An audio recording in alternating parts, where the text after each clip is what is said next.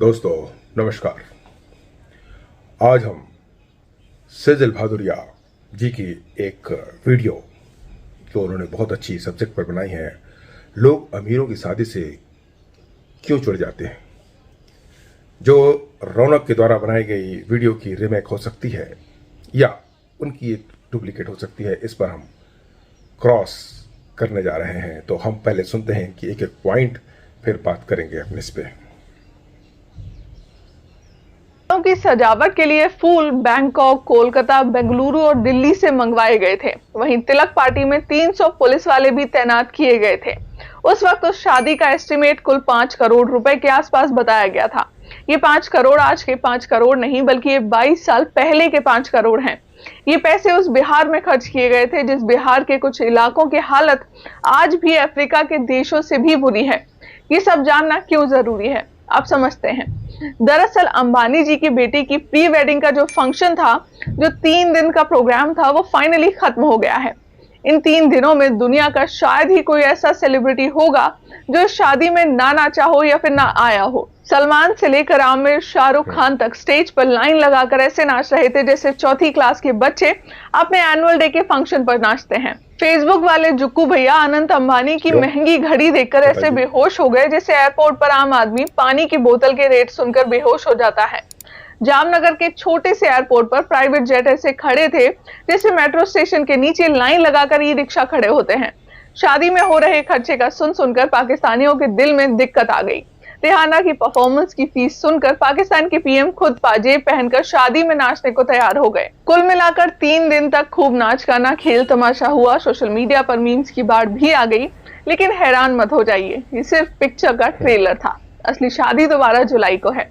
अब मेरे जैसा इंसान ये सोच सोचकर परेशान है कि अंबानी जी ने प्री वेडिंग फंक्शन में बिल गेट्स और मार्क जकरबर्ग जैसे लोगों को बुला लिया है। फिर तो ये शादी में दूसरे डायमेंशन से एल्बर्ट आइंस्टाइन और कार्ल मार्क्स को भी बुलवा ही लेंगे। पर ये तो मेरी चिंता थी।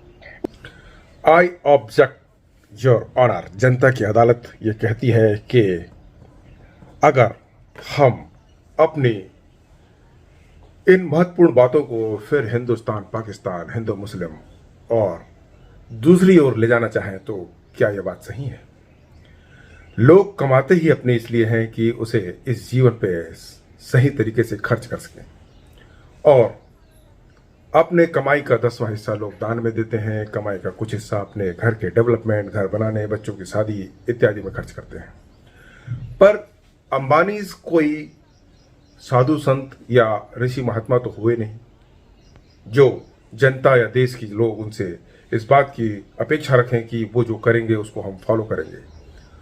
वो एक अच्छा उदाहरण बना सकते थे, परंतु वह इस प्रकार के संत महंत या ऐसे तो नहीं है जिसके लिए हम उनसे यह अपेक्षा रखें कि वह अपनी कुरीतियां, जैसे मुख्य मुद्दा है कि हम शादी विवाह या मरने के उपरांत जो मृत्यु घोष देते हैं, इस प्रकार की आडंबर युक्त पाखंड जैसी परंपराओं को और जोड़ दें।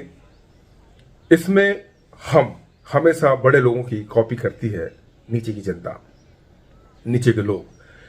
अंबानी का इस प्रकार का लाखों करोड़ों का चौगुने तरीके से कमाना और फिर उसका एक हिस्सा खर्च कर देना, फिर लोगों के सामने यह नजीर पेश करना कि हम दिल खोल के खर्च कर रहे हैं, हमारे पास इस दुनिया से साथ लेके जाने के लिए कुछ भी नहीं है, इसलिए सब कुछ इस दुनिया में हम इस रूप से लौटा रहे हैं कि आम लोगों के दिमाग में यह घर कर जाए कि राजा महाराजा और बड़े बड़े लोगों के शादी ब्याह कैसे होते हैं, समर्थवान कैसे होते हैं।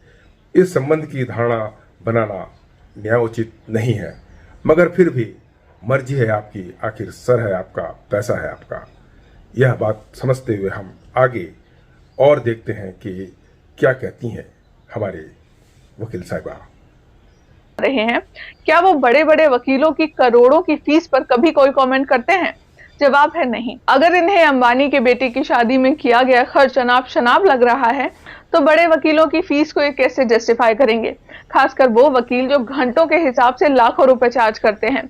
अगर ये मॉरल्स की बात करते हैं तो इनसे भी पूछा जा सकता है कि आखिर वो कौन सी मॉरल थी जो इन्होंने मौत की सजा पाए खूंखार आतंकी की सजा पर रोक लगाने के लिए आधी रात को सुप्रीम कोर्ट का दरवाजा खटखटा दिया था। अगर आपके लिए अरबपति आदमी का अपने बेटे की शादी पर करोड़ों खर्च करना अश्लील या फिर वल्गर है, तो बहुत से लोगों के लिए आपका एक आतंकी के साथ खड़ा होना भी वैसा ही शर्मनाक है। जिस तरह आपको अपना स्टैंड ठीक लगता है, अपनी बिरादरी की करोड़ों की फीस ठीक लगती है, उसी तरह बहुत से लोगों को अंबानी जी का अपने बेटे की शादी में खर्च किया गया पैसा भी ठीक लगता है। तो दिक्कत क्या है? दूसरी बात यह है कि हमारे नेता लोग जब अपने बच्चों की शादियों पर करोड़ों खर्च करते हैं, तब उनसे कोई क्यों नहीं पूछता कि आखिर ये पैसा कहां से आया। I object my lord. लोगों का जैसा कि कहना होता है कि हम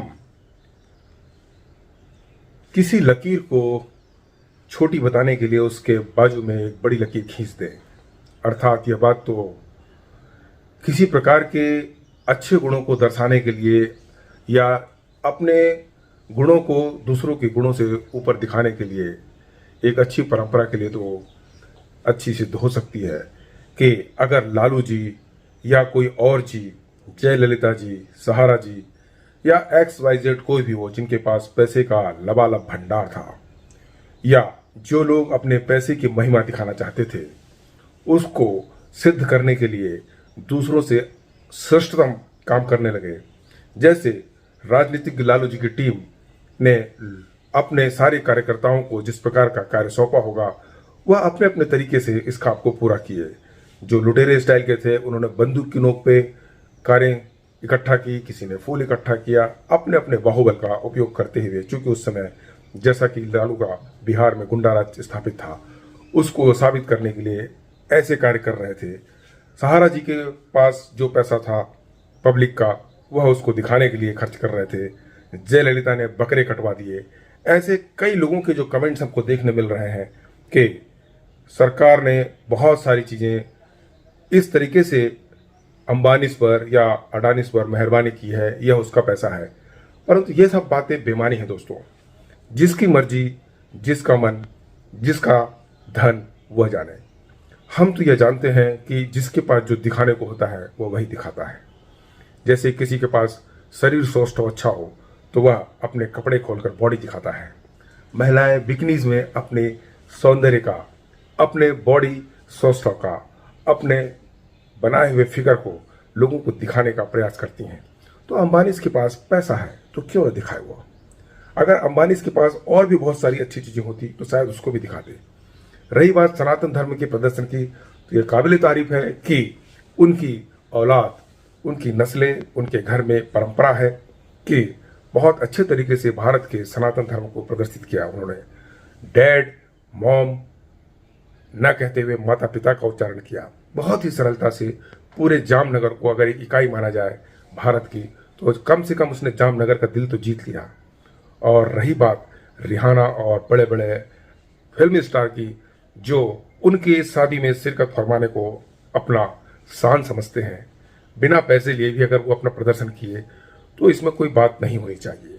दूसरी बात, समाचार और न्यूज वालों का लगातार उन्हें कवरेज करना इस बात का द्योतक है कि न्यूज एजेंसी के पास अब कोई मुद्दा बचा ही नहीं दिखाने को, तो वो करे क्या। इसलिए हम इस बात को भी खारिज करते हैं जो इस मोहतरमा ने कहा है। आगे हम क्यों सुनते हैं। वो नेता तो बिजनेसमैन भी नहीं है, वो तो जनता के सेवक हैं। कम से कम उनको तो अपने बच्चों की शादी सादगी से करनी चाहिए। ऐसे में सही कौन है, गलत कौन है, आप लोग ही कमेंट करके बताइए। I object my lord. अगर आपके पास पैसा है तो आप कुछ भी कर सकते हैं या कुछ भी दिखा सकते हैं। यह बात उनके लिए सही है जो केवल इसी बात से इत्तेफाक रखते हैं कि मुझे तो अपना जीवन जीना है, आपको इससे क्या। हम अंबानी, अडानी और हमारे देश के सर्वोच्च अग्रणी धनपतियों से अपेक्षा रखते हैं कि वो वास्तव में इस देश के राजा हैं, इस देश के सामंत हैं, जिन्होंने प्रत्येक जीवन से अगर हर माह 10 रुपये भी कमाए तो करोड़ों की आबादी से वो कितना कमा रहे हैं। उनकी बेहिसाब कमाई का नमूना इसी बात से लग सकता है कि 30 दिन की सर्विस वाले इस मोबाइल सर्विस का वो 28 दिन का चार्ज करते हैं। 2-2 दिन की जो कटिंग होती है उसके साथ साथ पहले मुफ्त में और बाद में महंगा और बेतरतीब तरीके से, जिस प्रकार से दूर संचार विभाग के रेट बढ़े हैं, परंतु सर्विस भी बहुत उम्दा है, इसलिए यह हम नज़रअंदाज कर देते हैं। और उनकी इस टेक्नोलॉजी पर कमाए गए पैसे उनके लिए बहुत पर्याप्त हैं। हम लोगों के कमेंट्स जिस प्रकार से देख रहे हैं, इसमें बहुत अच्छे कमेंट्स लोग दे रहे हैं। कुछ लोग इसे अप्रिशिएट कर रहे हैं तो कुछ लोग इसकी निंदा भी कर रहे हैं। तो प्रजातंत्र में निंदा सुनने के लिए या कमेंट सुनने के लिए, क्रिटिसाइज सुनने के लिए हमें खुले मस्तिष्क से उनका स्वागत करना चाहिए, न कि इस प्रकार का कमेंट्स कि उनके पेट में क्यों दर्द हो रहा है।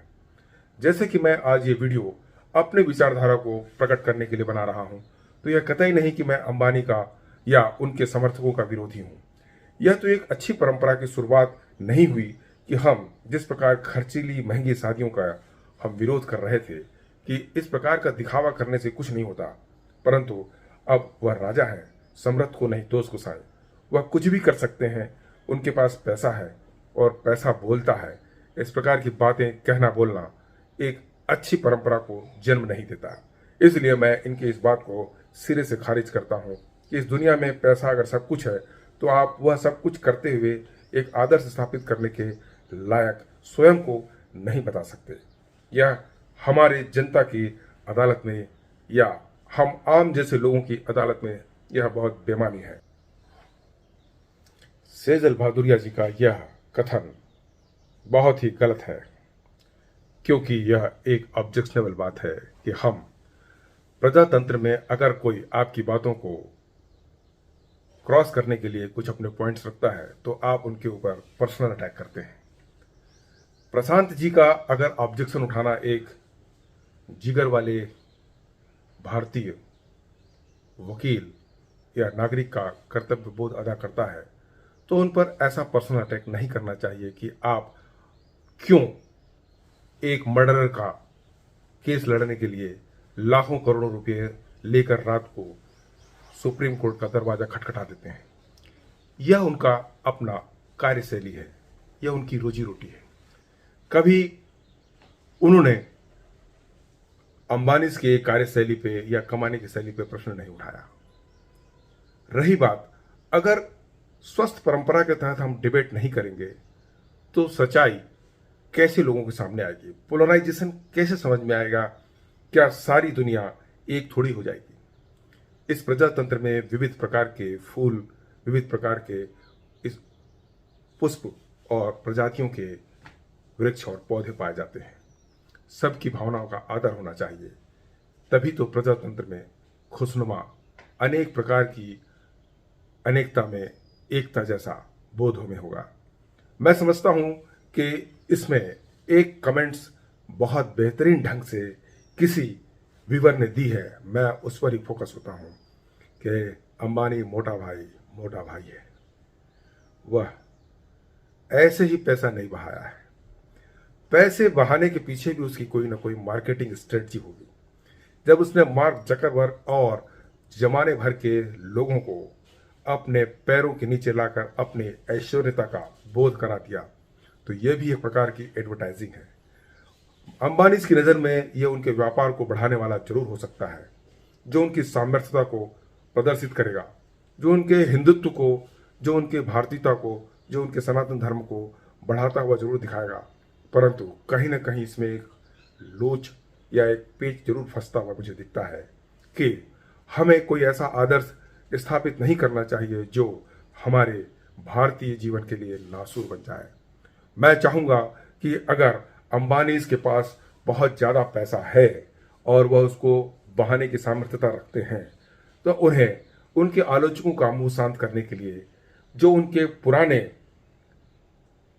कस्टमर हैं, जो मोबाइल सेवा से जुड़े हैं, जियो सर्विस से जुड़े हैं, उनको भी वह बेटे के शादी के उपलक्ष्य में कुछ रिलैक्स कर दें, ताकि लोगों के मुंह बंद हो जाए कि राजा ने खुश होकर अपनी प्रजा को इनाम भी बांटा है।